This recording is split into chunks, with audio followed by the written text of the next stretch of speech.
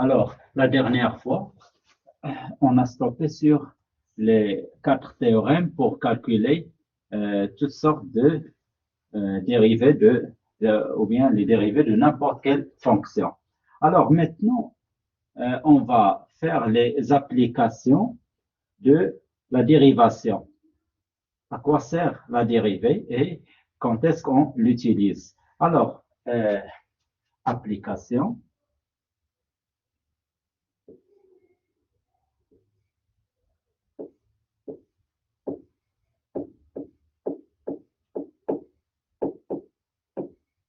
Application de la dérivation.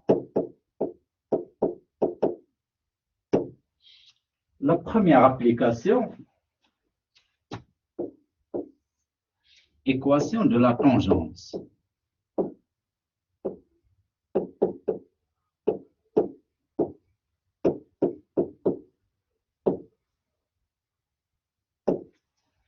Vous savez que pour tracer une courbe, il faut un nombre de points pour tracer la tangente à la courbe en ce point. Donc, les tangentes sont une sorte de guidon pour montrer comment varie ou comment l'allure, comment faire l'allure de la courbe. Alors, définition.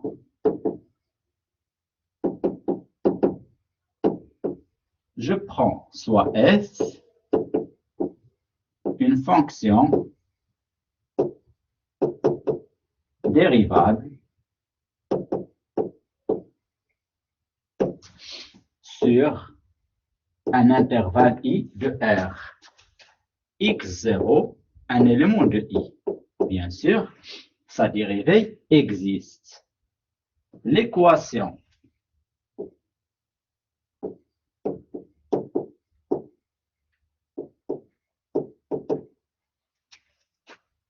de la droite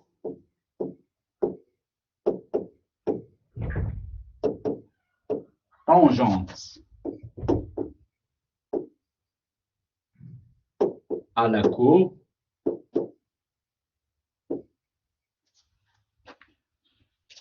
au point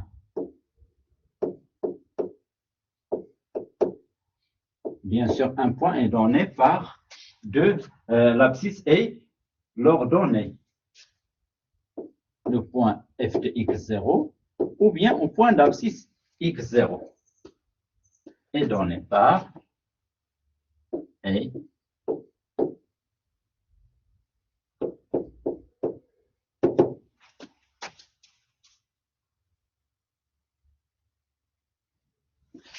y égale à f' en x0 fois x moins x0 plus f de x0.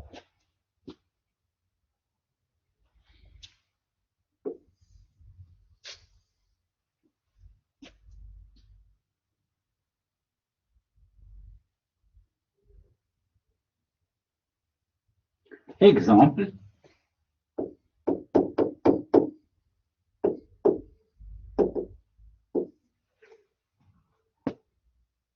Je prends f de x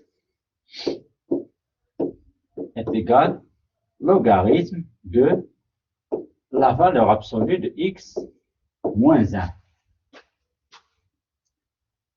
Bien sûr, d de f, x moins 1. La valeur absolue de x moins 1 est toujours supérieure ou égale à 0. Donc, il faut enlever les points où x moins 1 s'annule, c'est-à-dire le seul point qui est x est égal à 1. Donc, t de f est égal à r privé du singleton 1.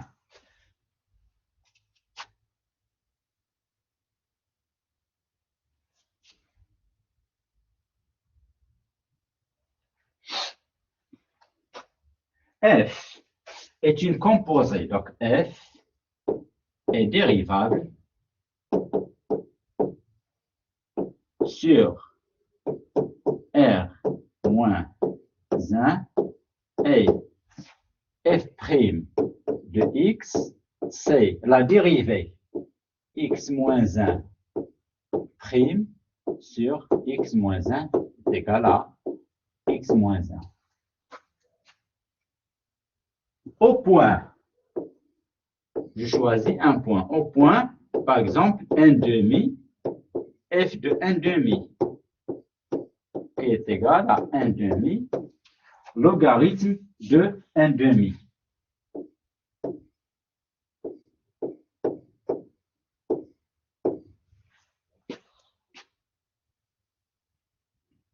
Un demi logarithme de 1 demi, l'équation de la tangente,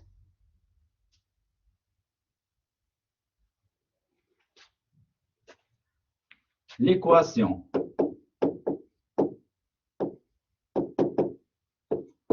de la tangente, ou bien la droite tangente, c'est la même chose.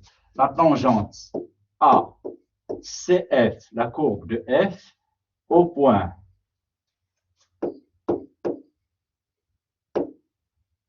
un demi logarithme de 1 demi et y égale f'. F', donc 1 sur x moins 1 demi, c'est moins 2.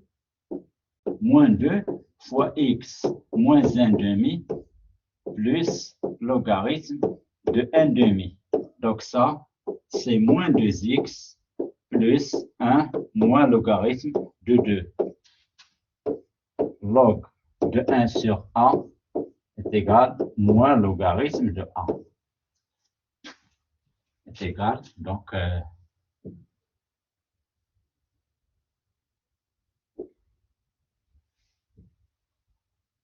est égal à moins logarithme de a.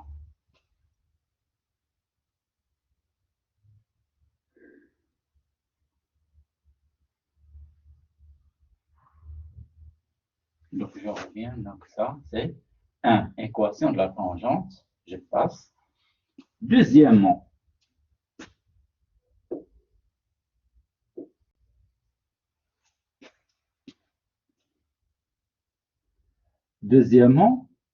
c'est les extrémums.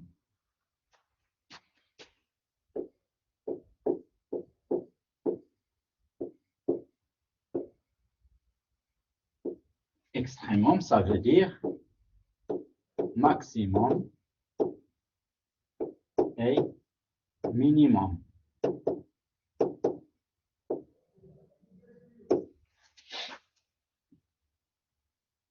D'abord, la définition.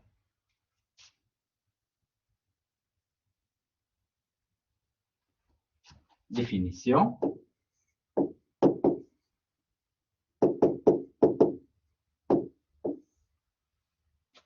Soit f,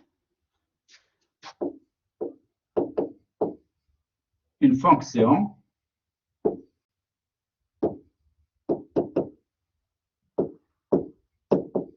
définie sur un intervalle i.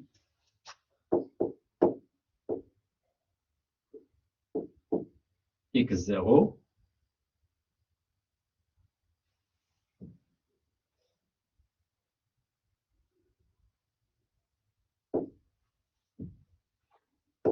x0, un élément de i. Alors ici, dans la définition d'un maximum ou bien d'un minimum, je ne suppose rien sur la fonction f, une fonction définie sur un intervalle i. Et après, dans les théorèmes qui vont venir, on va bien sûr ajouter au fur et à mesure quelques conditions sur la fonction. Maintenant, pour la définition, donc, je ne suppose rien. On dit que f admet un maximum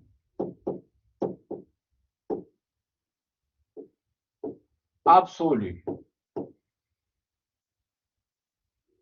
en x0 sur I si, quel que soit x dans I, f de x est inférieur ou égal à f de x0.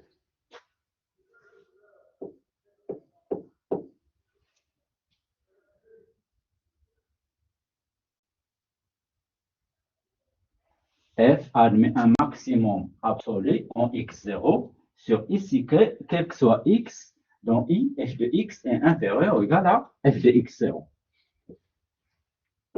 Pour le minimum, on dit que f admet un minimum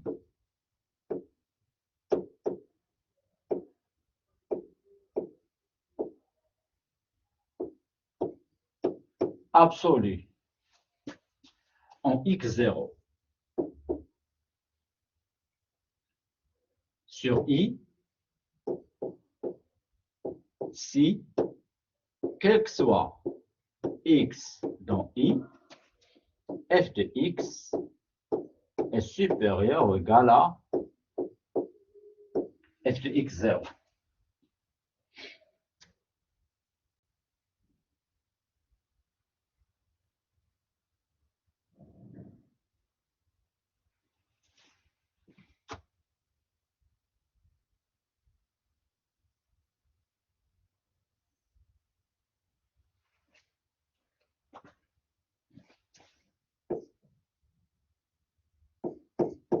On dit que f admet un maximum relatif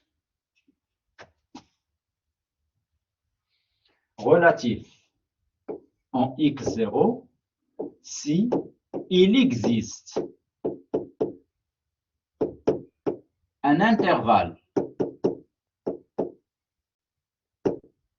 J inclus dans I et x0 appartenant à J, tel que, quel que soit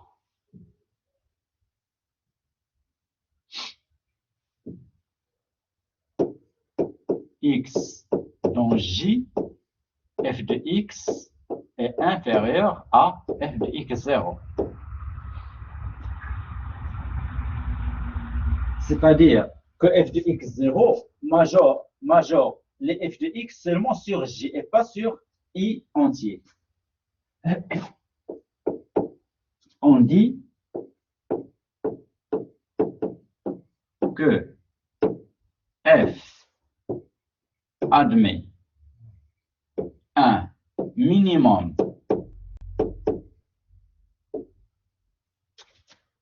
relatif en x0 si il existe un intervalle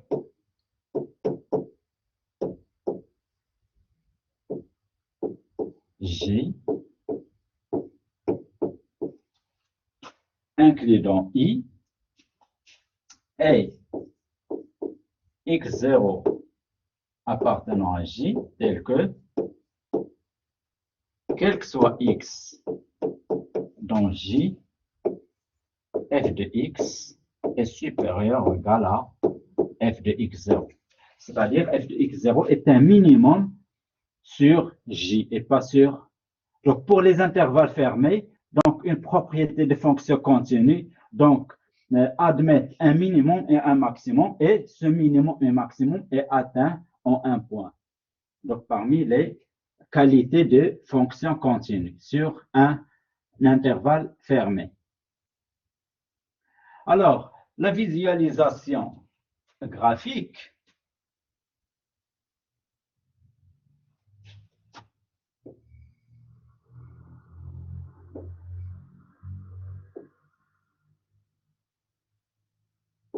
x0, ici y.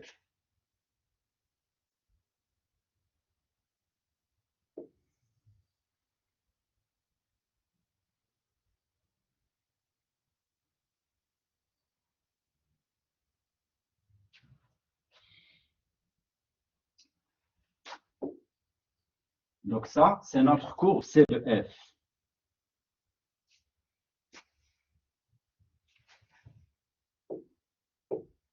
Ça, c'est un minimum absolu. Ce point max relatif. Ici, min relatif. Ici, max absolu.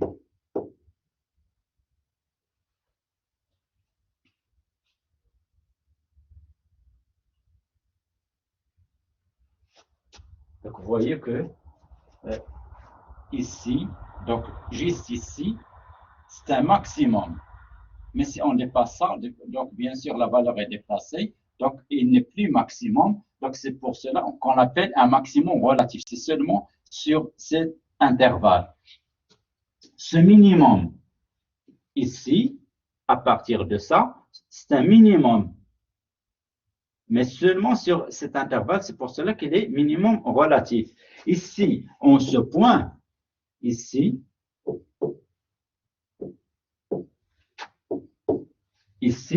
donc c'est la plus petite valeur atteinte par f, donc c'est un minimum absolu. Ici, la plus grande valeur atteinte par f, donc c'est un maximum absolu.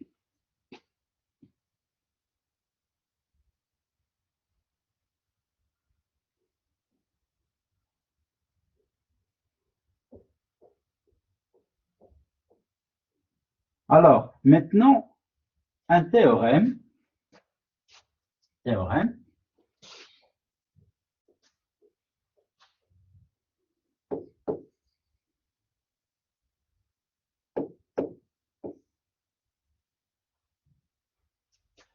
Je prends soit f, une fonction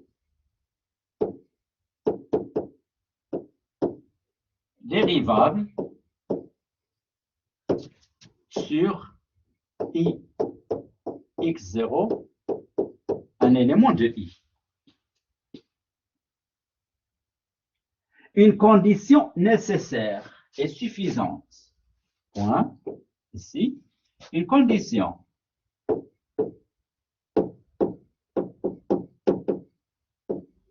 nécessaire et suffisante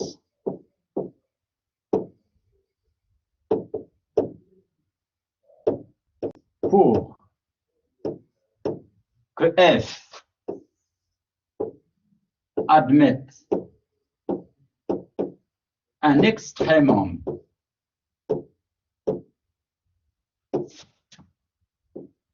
en x0 et que, et avec EST,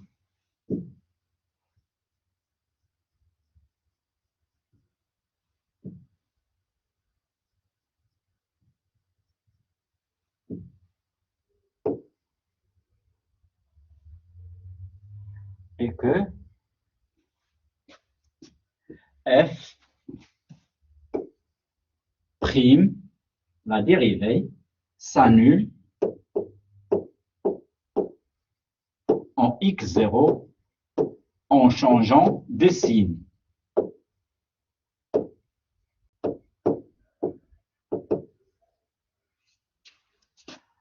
Donc, alors, f' s'annule en changeant de signe. C'est ça la condition nécessaire et suffisante. Nécessaire et suffisante, ça veut dire qu'il y a une équivalence. Donc, si f' s'annule en changeant de signe, f admet un extrémum en x0, pour que f admettre un extrêmement en x0, f' s'annule en changeant de signe. Alors, la preuve, on va la voir sur un tableau de variation. Alors, j'ai ici un tableau de variation.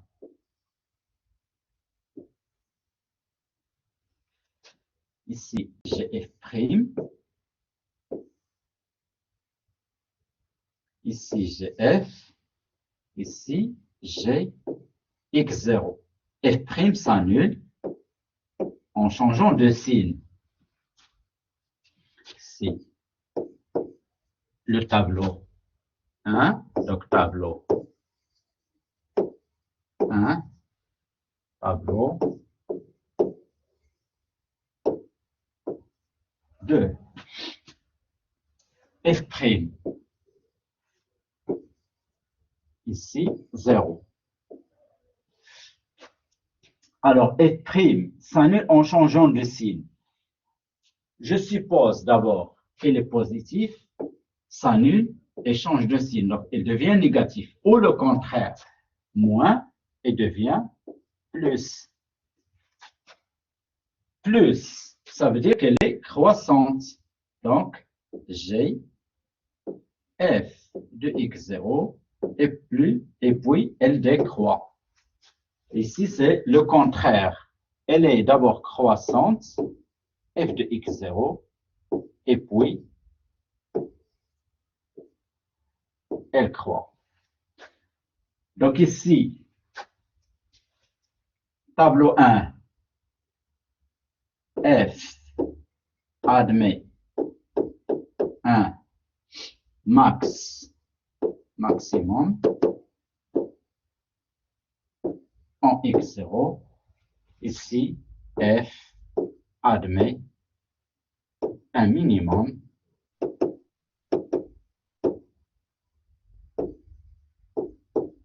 en x0.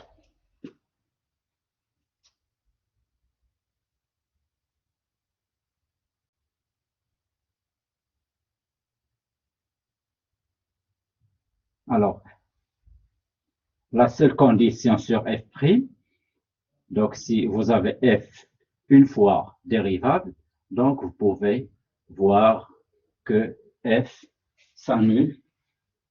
Pour calculer les extréments, il suffit de voir que f', f' de x est égal à 0. Donc, vous résolvez cette équation, f' de x est égal à 0. Les racines, donc quand vous trouvez les racines ou bien les zéros, donc vérifiez est-ce que f s'annule ou non en ce point. Alors, quelques remarques.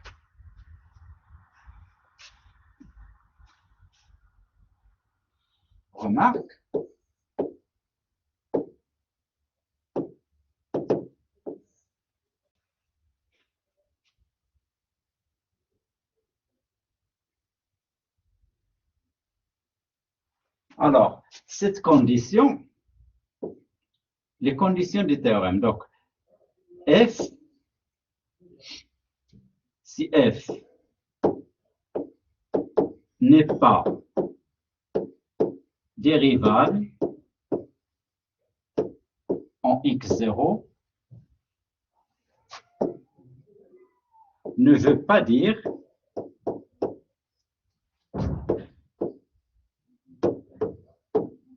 qu'elle n'admet pas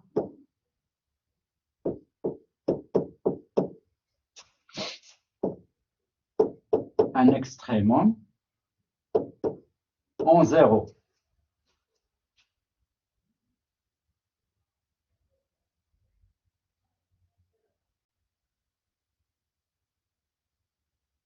Donc, bien sûr, si f n'est pas dérivable en x0, on ne va pas appliquer ce théorème. Mais ça ne veut pas dire qu'elle n'admet pas d'extrémum en 0. Exemple. F de x est égal à la valeur absolue de x. Bien sûr, la valeur absolue de x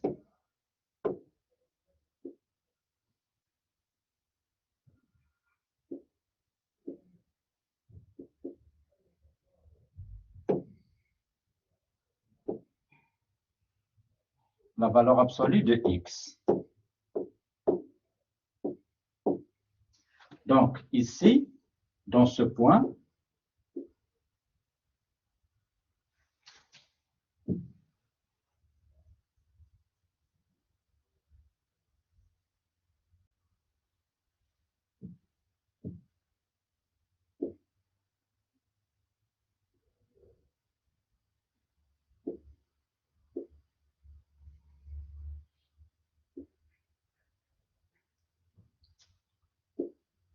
donc ici, dans en 0, f n'est pas dérivable.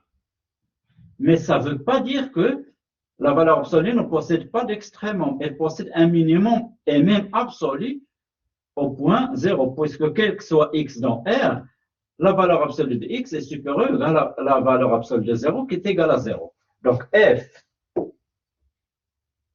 n'est pas dérivable en 0. Mais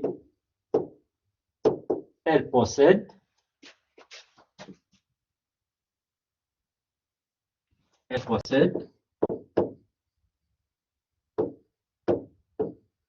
un minimum absolu en 0, car du point, quel que soit x dans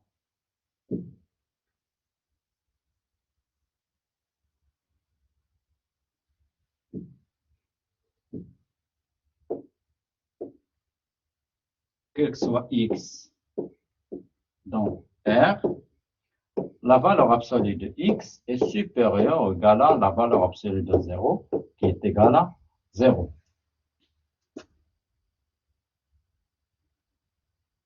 La deuxième remarque, si f est dérivable sur i, elle s'annule en x0, mais ne change pas de signe. F ne possède pas un extrémum. Si f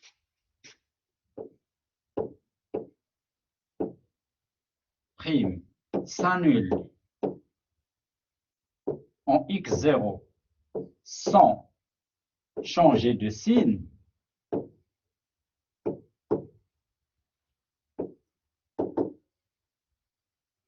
f' ne possède pas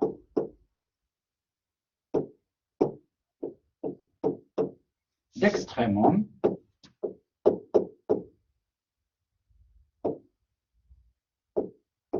en x0.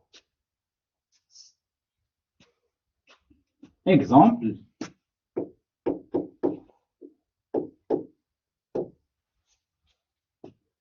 f de x est égal à x au cube. Bien sûr, x au cube est dérivable sur R entier. Bon, ça, c'est un polynôme. F' de x, f est dérivable sur R et f' de x, bien sûr, c'est 3x au carré.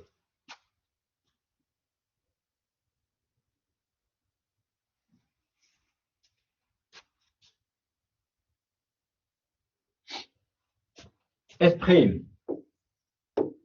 de x est égal à 0, équivalent à 3x au carré est égal à 0 et équivalent à x est égal à 0.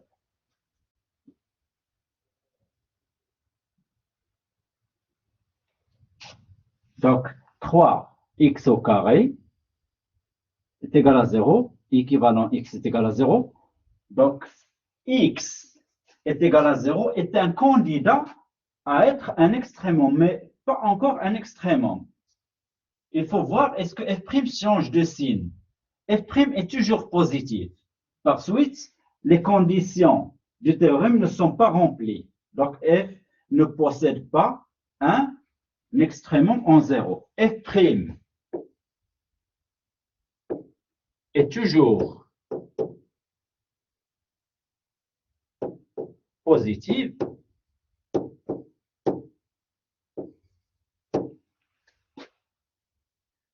par suite,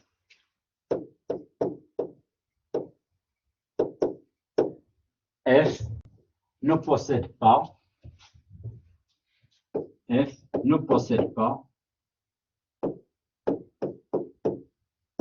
d'extrémum en 0. Et ceci, on peut le voir sur le graphe.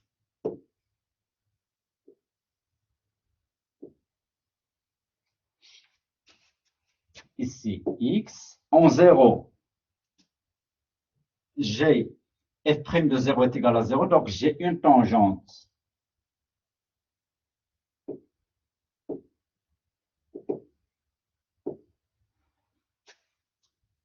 horizontale et j'ai f' de x fait comme ça et fait comme ça. Donc, f n'a pas d'extrémum en 0. Donc ça, c'est la courbe de x au cube. F ne possède pas d'extrémum en 0.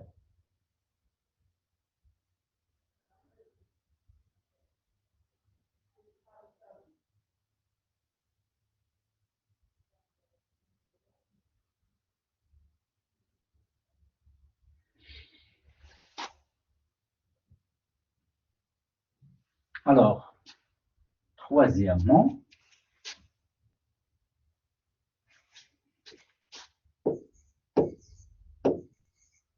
dérivée successive.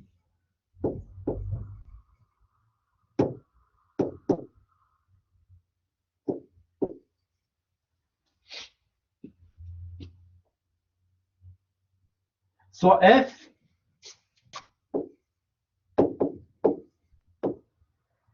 une fonction définie sur i n appartenant à n étoile 1, entier, naturel, non nul. Si on peut dériver f n fois,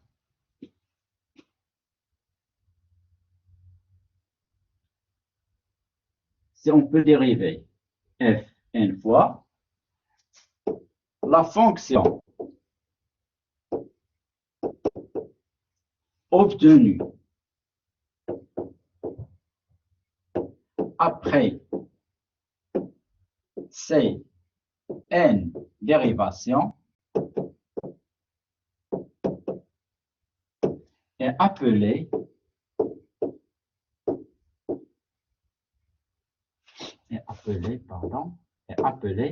la dérivée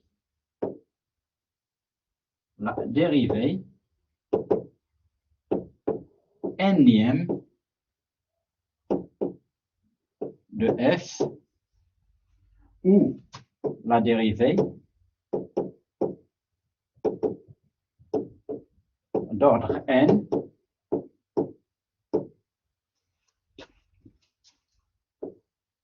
de f. On la note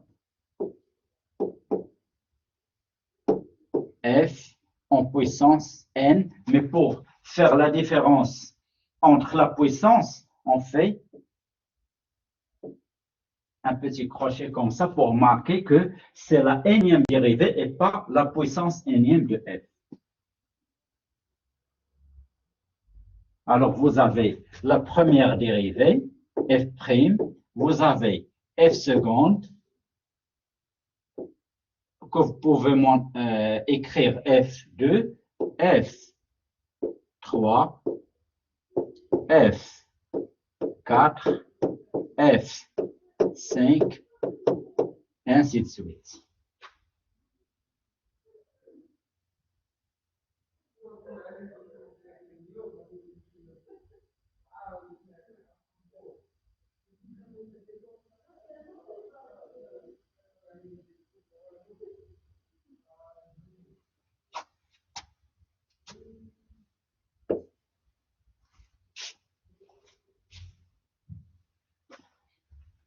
En plus, si f est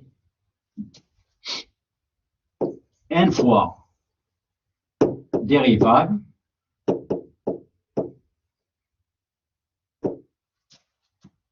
et sa dérivée énième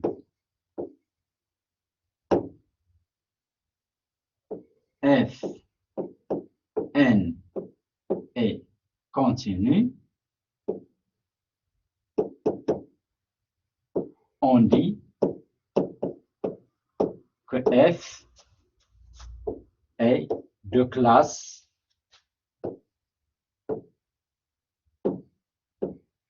Cn.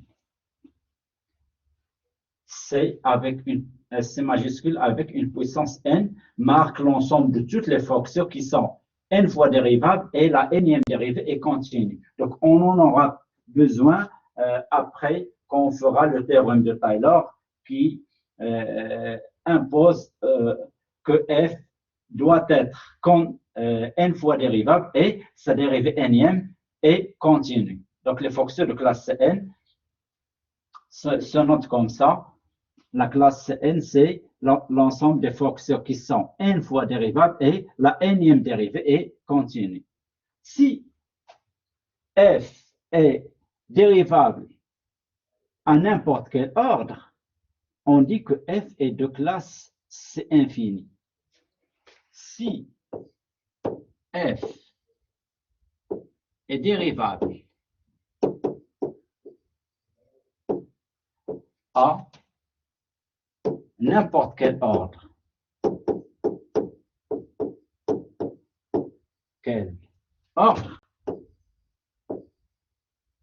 on dit que f est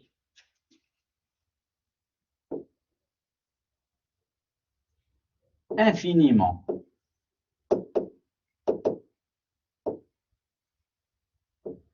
dérivable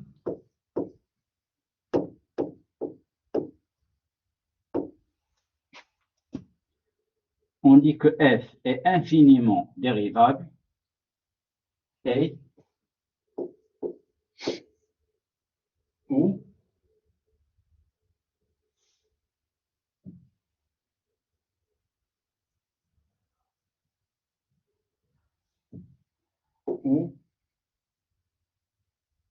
que f est de classe,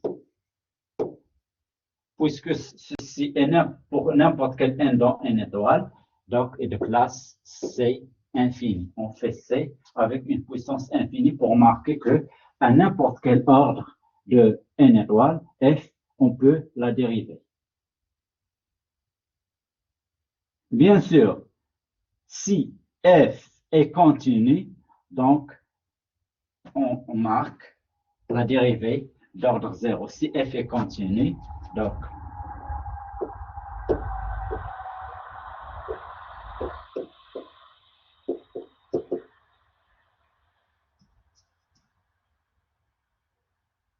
on note, ou bien l'ordre 0.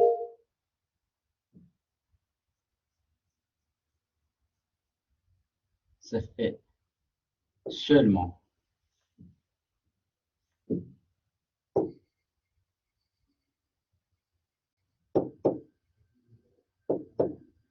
continue, on note f0 égale à f.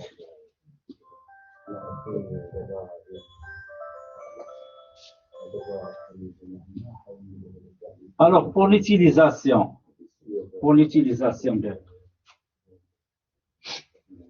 ces fonctions, donc les dérivées successives, donc théorème,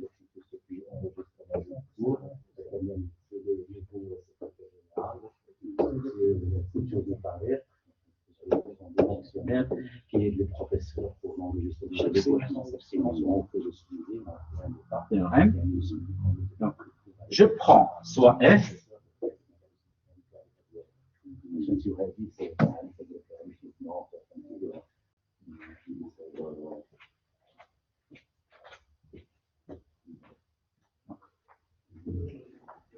soit f une fonction deux fois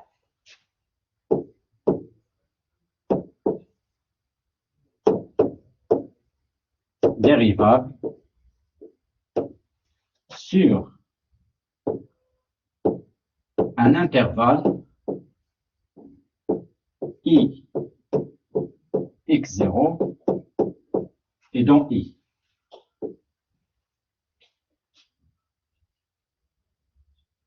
Bien sûr, f une fonction deux fois dérivable sur un intervalle x0, ça veut dire que f est deux fois dérivable, en particulier sur x0. Alors, avec, supposons que f' de x0 est égal à 0.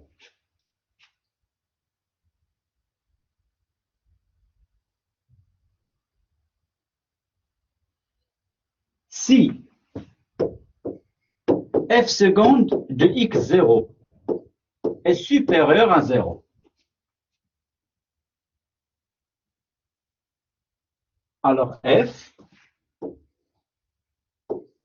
admet un minimum au point x0. Pour être précis, donc au point x0, f de x0. Mais pour ne pas alourdir le texte, on dit au point x0. Si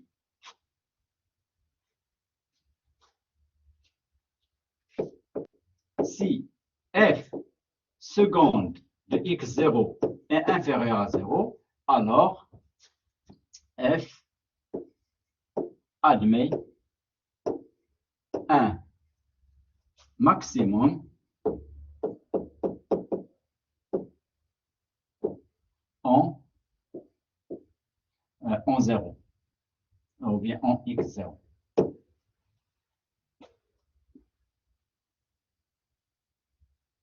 Donc, vous voyez que, d'abord, la définition, maximum, minimum, on ne suppose rien sur f.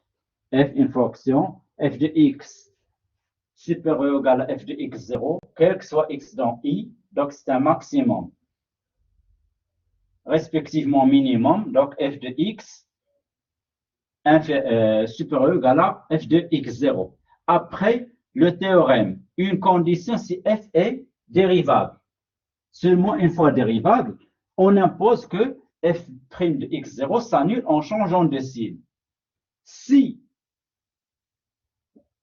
vous avez f est deux fois dérivable, vous pouvez passer à l'autre condition si f' de x0 est égal à 0. Donc f seconde, vous calculez f seconde et vous voyez si f de x0 est positif strictement, donc ça veut dire que f admet un minimum en x0. Si f seconde est négatif strictement, ça veut dire que f admet un maximum en x0.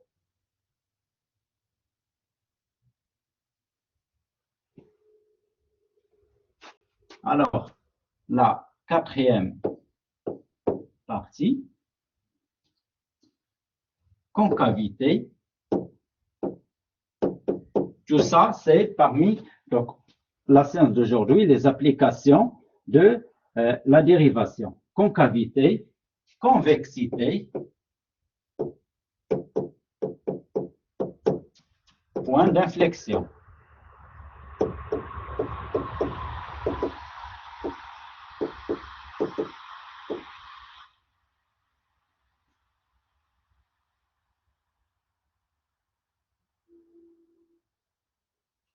Alors, définition.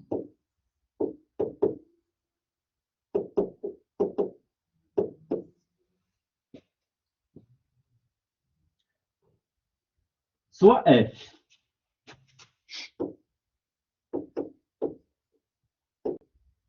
une fonction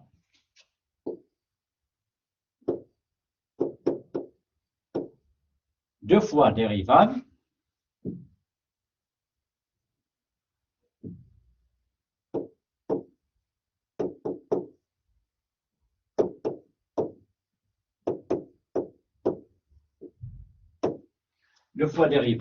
sur un intervalle i et bien sûr x, pardon, pas de x0 ici.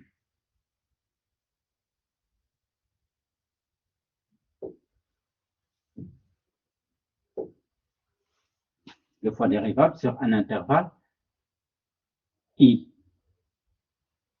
Si, alors, on dit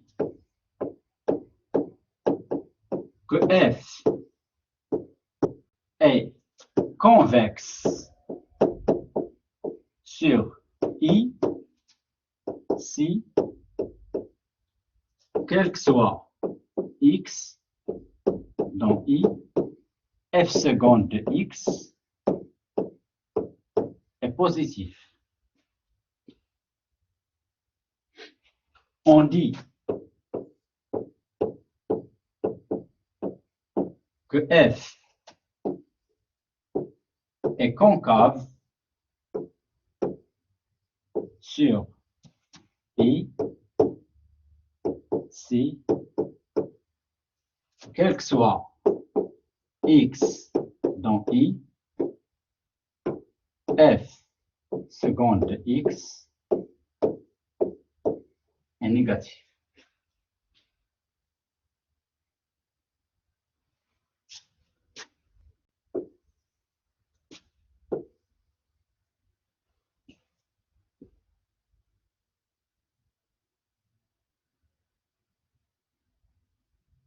Exemple.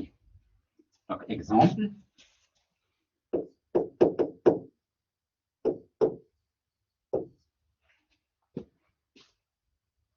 F de x égale exponentielle de x. Vous avez quel que soit x, donc f' de x, donc f est indéfiniment dérivable.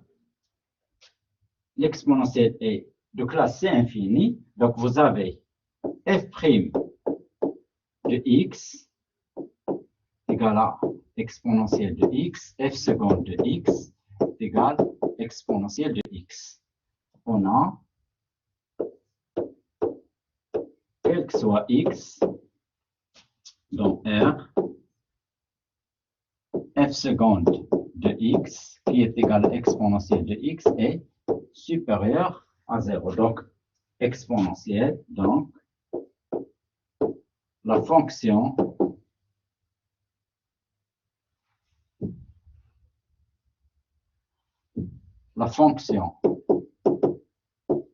exponentielle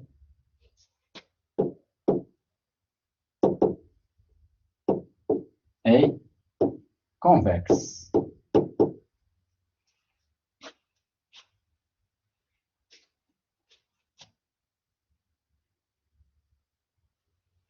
Je trace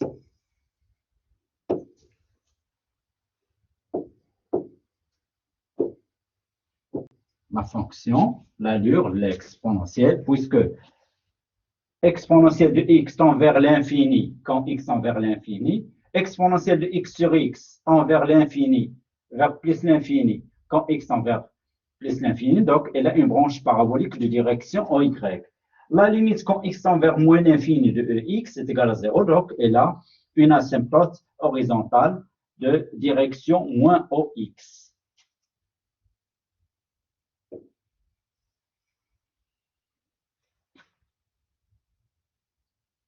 Ça, c'est donc convexe.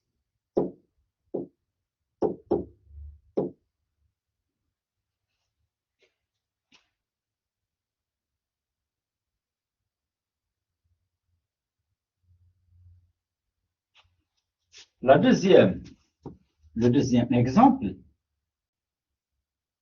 l'exemple B.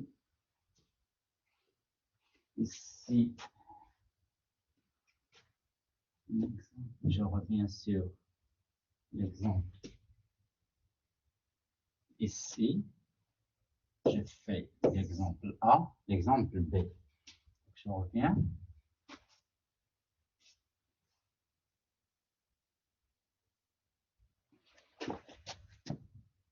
F de x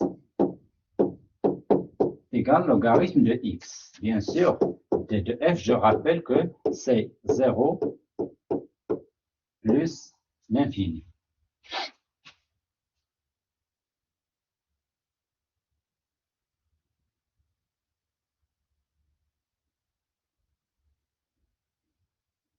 F' est dérivable.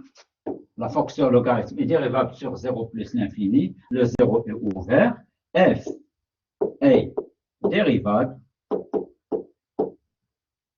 sur R plus étoile et f' de x est égal à 1 sur x.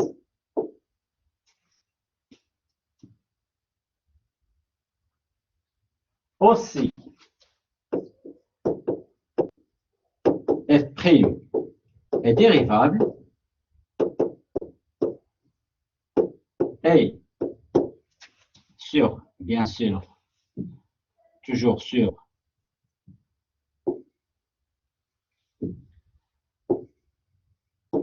R plus étoile et f seconde de x est égal à moins 1 sur x au carré. Donc, f seconde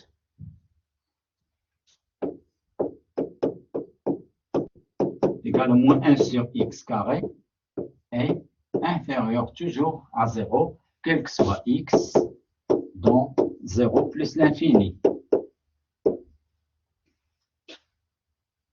La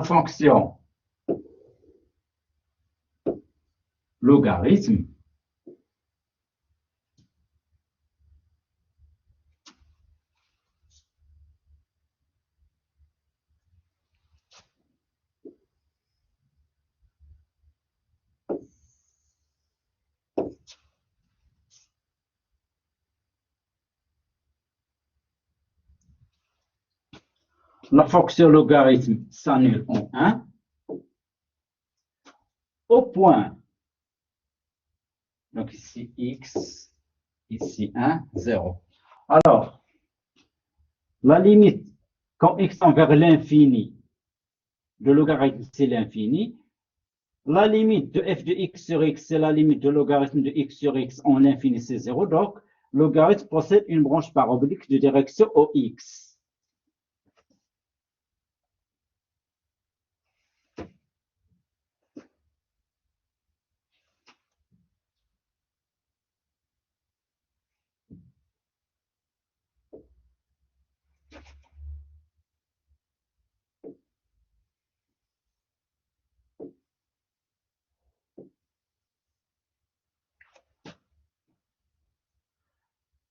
La limite quand x tend vers 0, c'est la limite quand x tend vers 0 plus de logarithme de x, c'est moins l'infini. Donc, elle a une branche et une asymptote verticale de direction moins au y.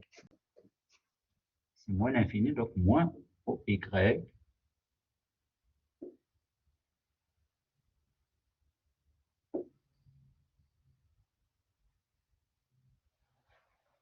Donc, c'est ça, logarithme de x, la courbe de logarithme de x.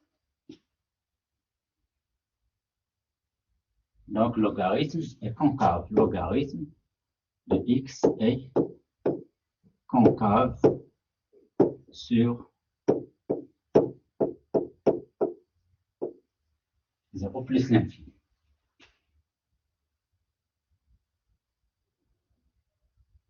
Alors, une remarque sur les fonctions ou bien les fonctions convexes et concaves.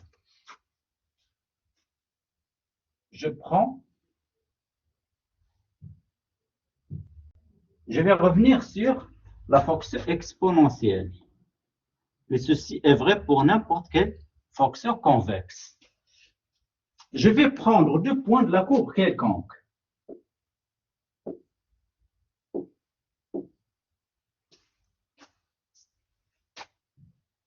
Et je fais passer un segment liant ici A et B.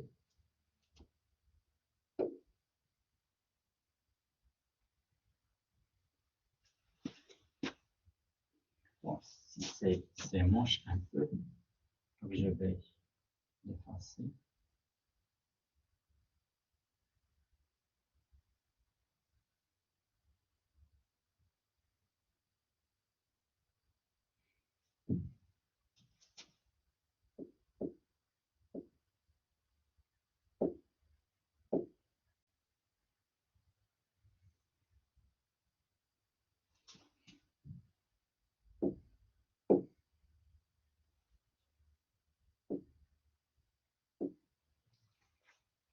Alors, le segment de courbe liant A et B passe sur la courbe. Pour les fonctions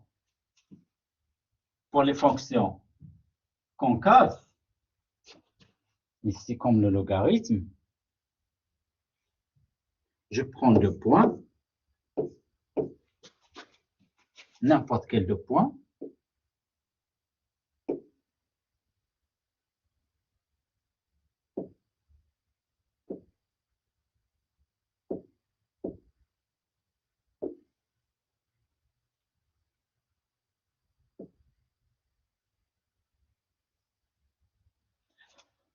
le segment liant A et B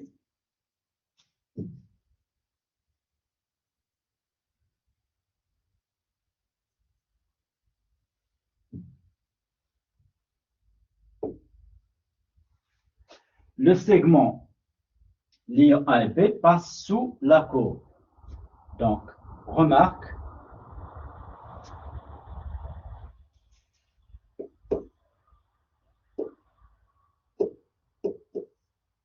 alors, pour une fonction convexe, le segment de droite liant 2 points quelconques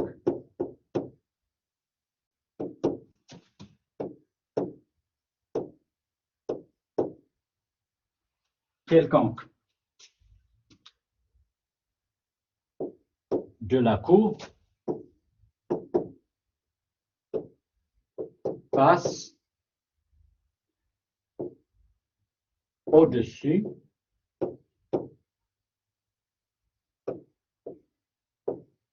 de la courbe. Au-dessus, ça veut dire sur la courbe.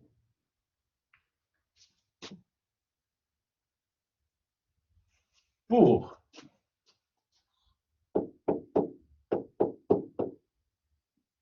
une fonction concave, le segment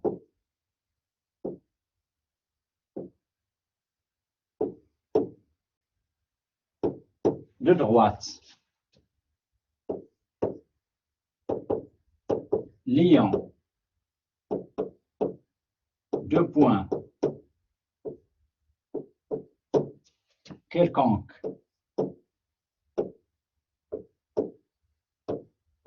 de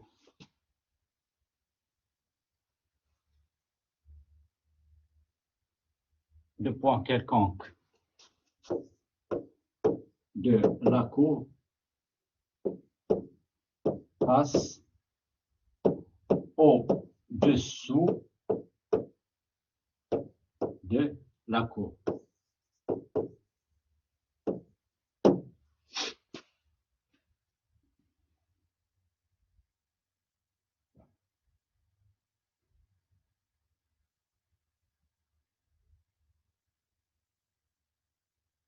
définition.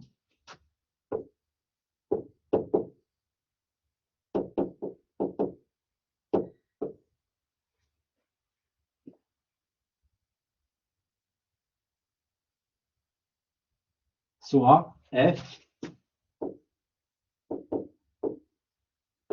une fonction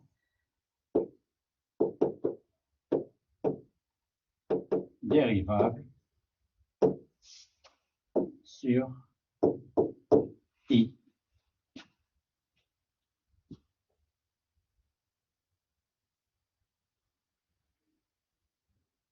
Ou bien sans la condition, parce que la condition serait définie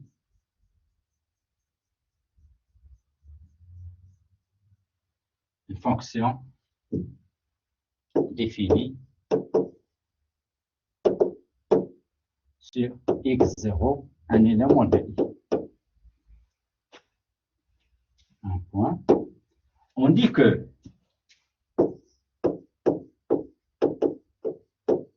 f admet un point d'inflexion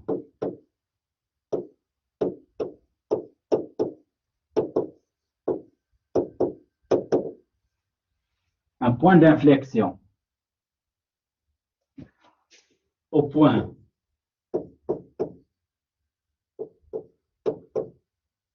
x0 si f, si la courbe CF, si la courbe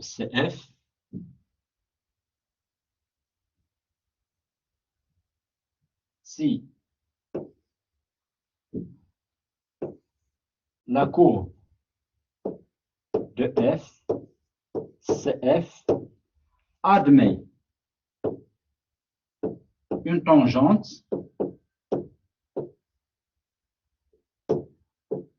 au point x0 et change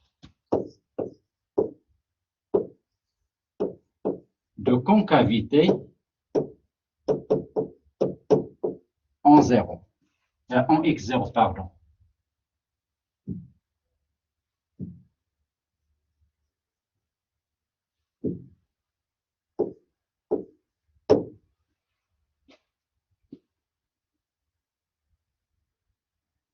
Alors, admet une tangente, ça veut dire que f doit être dérivable au point x0. Alors, admet f, CF admet une tangente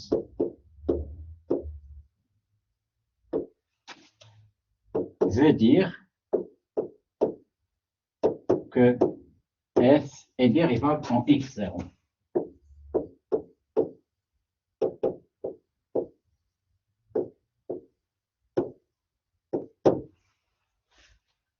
Alors ici, f, une remarque, f, une fonction définie sur i. F admet un point d'inflexion en x0 si la courbe de FCF admet une tangente au point x0 et change de concavité en x0. Ici, je n'ai pas imposé la dérivation dans la définition. Pourquoi?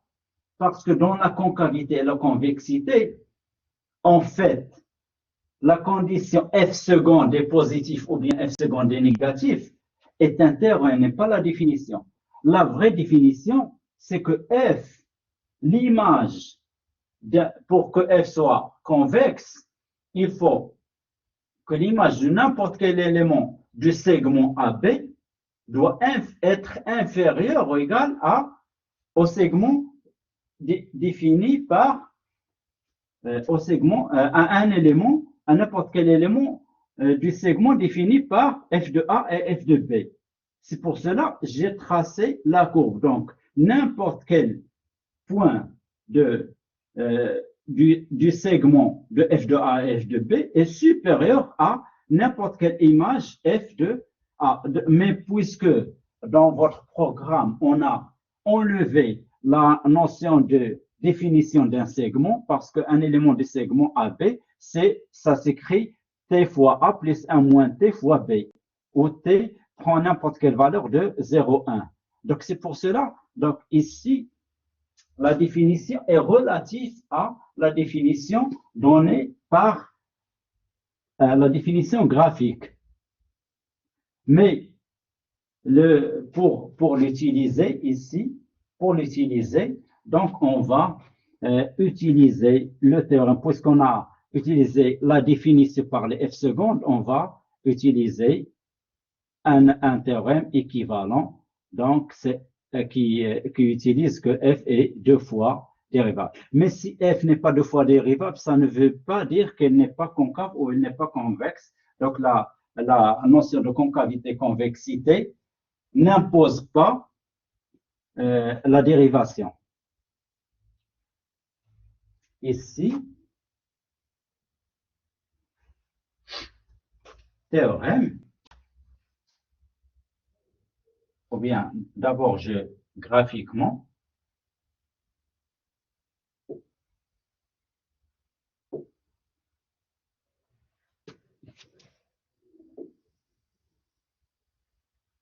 ici, j'ai un point, j'ai une courbe.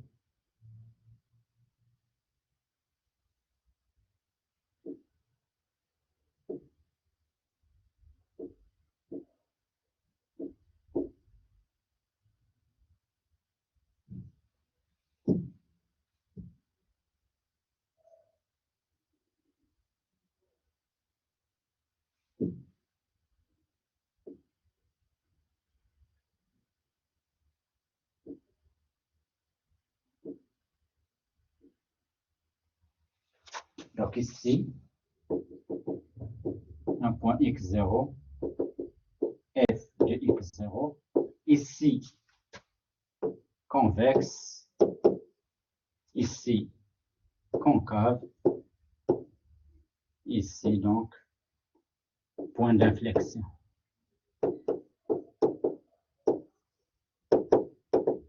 Donc, admis une tangente et change de concavité, donc ça, c'est un point d'inflexion.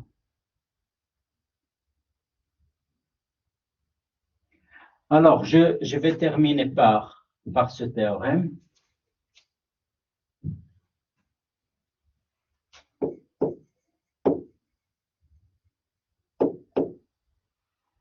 Soit f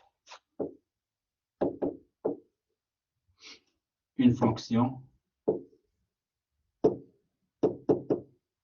2 fois dérivable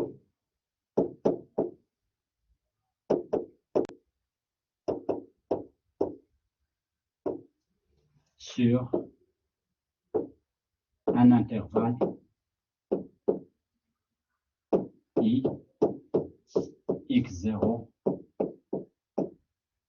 admet i x0 un élément de i. Alors, une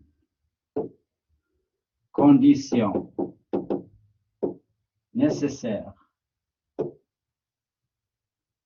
ou bien pour que f, si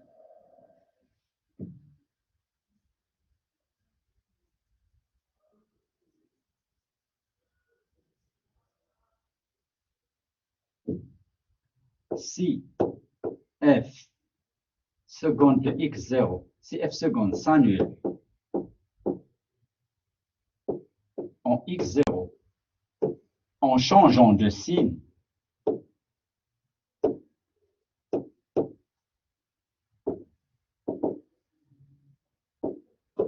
alors f admet un point d'inflexion en x0. Exemple,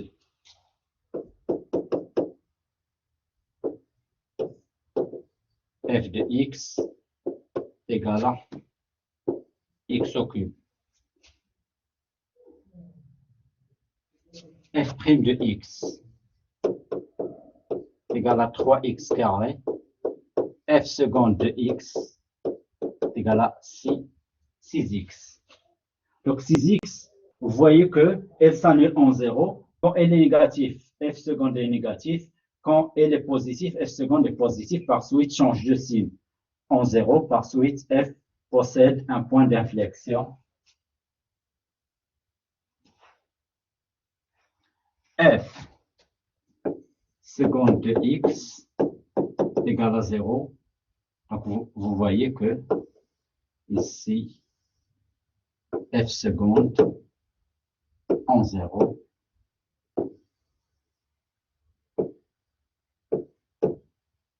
négatif, positif.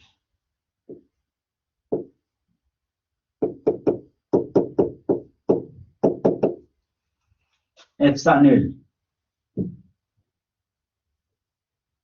F seconde. Donc, F seconde s'annule en changeant de signe.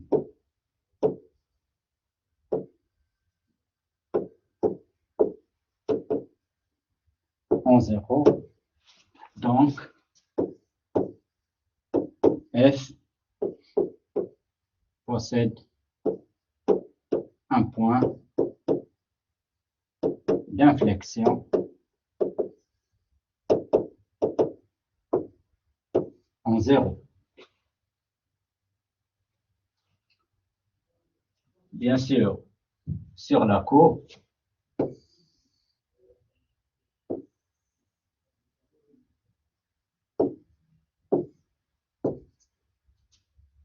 donc vous avez f de x, on a, c'est déjà, donc c'est de x au cube, et vous voyez le point d'inflexion, donc elle change de concavité. Si c'est y. Je termine par la remarque, donc remarque.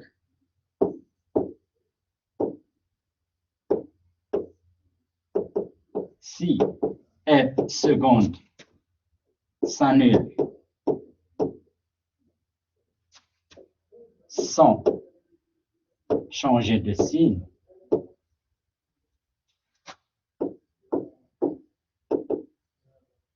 en x0, f ne possède pas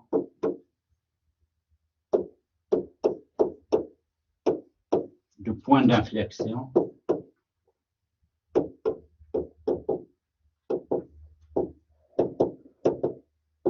en x0.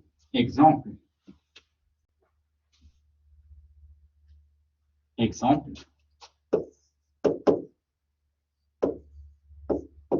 F de x égale à x à la puissance 4. Donc vous avez f' de x, c'est 4x au cube. F seconde de x, c'est 12x au carré. Donc f seconde de x supérieur à 0, quel que soit x, dans R. F seconde s'annule en 0 sans changer de signe.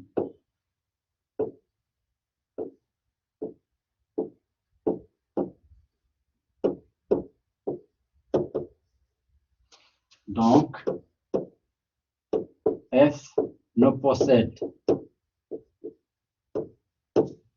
pas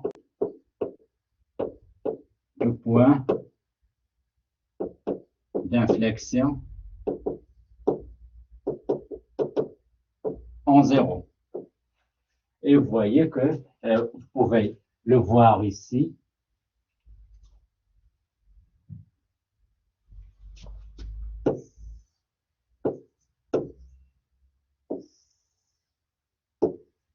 X 0 ici, donc vous avez une tangente horizontale puisque f' s'annule en 0 et vous avez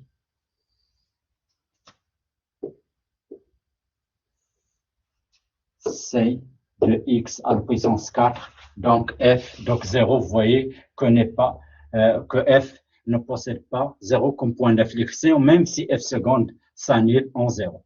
Donc vous avez deux conditions. s'annule et change de signe. Sinon, il ne possède pas de point d'inflexion. Alors, le cours prend fin ici. Donc, la prochaine fois, Inch'Allah, on fera d'autres applications, mais c'est le théorème de Rolle et le théorème des accroissements finis. Je vous remercie.